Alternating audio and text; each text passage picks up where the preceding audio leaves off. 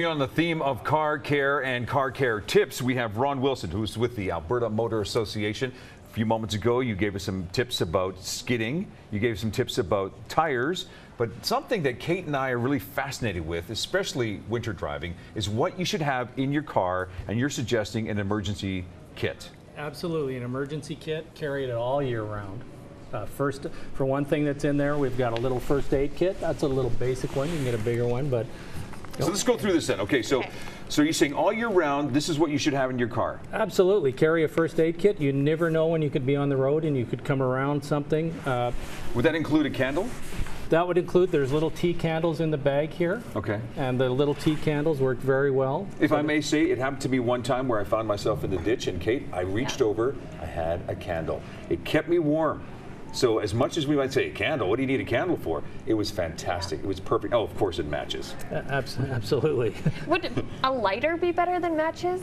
Because matches can get wet. If you get waterproof matches, they work very well. A lighter, sure, absolutely. If you carry a lighter, that would work also. So that would be a great thing to have. This thing here? That's a tool that in case you need to do emergency dental surgery? Well, we don't recommend that, but that has everything from some pliers, some knives, some screwdrivers. It's a multi-tool kit, little tool kit. All purpose, Yeah, all purpose, so you could use it for all kinds of things, whether it's cutting something or fixing something. Or bending something out of place. Maybe you're involved in a car accident and you just need a little bit of extra oomph to help move a piece of metal. Hopefully you're not in that situation, but hopefully not. Could be. I just wanted to, it's not on the kit here, but just something that a lot of people don't think of when they go out into the mountains, skiers, snowboarders in the winter. They don't fill their tank fully with fuel. They think, oh, I can get there in quarter tank or half a tank or whatever. Now you get stuck like you talked about, and what happens, that gas can keep you warm and save your life, whereas you only have a quarter tank. Or even if there's an accident in front of you and the road's been closed down for a couple of hours. Happens. What are you doing for a couple of hours? Well, you're probably sitting in your car, and if you don't have a full tank of gas, you're in a situation. What else do you have? What else we have here? We have this actually folds up. It's a little shovel, so that could help you for traction if you're stuck, or it could help. Let's hold this up so we can see. So it's just a typical plastic shovel. Just clear your wheels around. Maybe you'd be a good Samaritan and help some other people if they're stuck. Just will give you some added traction if you do get stuck in some deep snow. And it folds up nice and It folds small, up really simple. Everything folds up into the bag. And something sorry, before you jump on that, because actually, even though you might think to yourself, I don't need a shovel. Actually, I don't know how many times I've actually run into a situation where someone's been stuck on the side of the road, and I said to myself, if only I had a shovel to help them, and I have had one. Yes. So Ron's right on the money with the shovel. Anyway, sorry, Kate. No, you were mentioning this was something that you thought was really important for the kid. Right, so you're out there driving on the road, whether it's in the city or outside on the highway someplace, and you break down. You're wearing a jacket like mine, not very good because you're not visible, but you've got something like this. You just snap these on your arms here, and you're almost and we've got ones for each arm. You're now fluorescent. You can be seen by motorists. So. Yeah, actually, I have a vest that's fluorescent vest, so I've taken it one step further, and you're so bang on the money, especially with the driving conditions now where things getting darker, easier, faster. You better have something that lights up big time. Absolutely. Like what Kate just grabbed a few moments ago. Yeah. So that's just a little portable triangle, so you do, in the instance you do break down, you can actually set up a couple of those behind your vehicle to warn motorists that you're broken down.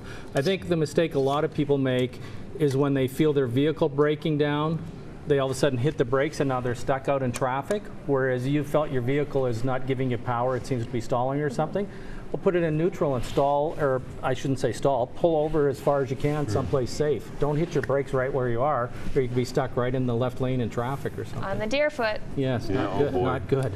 Also, booster cables. Now, Kate says she hasn't used any in years, which is very thankful because you've got a newer. Well, no, I have used them, never on my car, but I've used them on several other people's cars.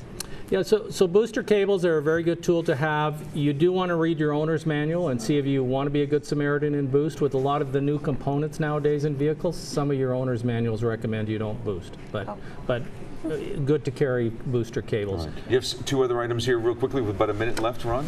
We've got a whistle there, so you're out someplace remote, you're stuck, you can blow that whistle rather than screaming help, help, help. Takes less effort and it can be heard for a long way. So Jeez, would you ever thought about a whistle? Even walking, not just driving, walking, a whistle. What's the one thing that people should have minimum in their vehicle? Because I've heard everywhere from blankets to food. What would you Water. suggest? Water? Yeah, well, we should always carry some, I just brought this, but we should always have some water and some non-perishable food. Some canned food is good. I think a good thing to have also, depending on where you're going, is just a phone. A phone, you can phone AMA, for example. There you go. You're right. But depending on where you go, you may lose cell power. So. If you're ever in a situation where you're in an emergency situation, pull off to the side of the road, of course, is the best advice. Call for help, or just do your best to make sure that other drivers know that you're there and you have an emergency.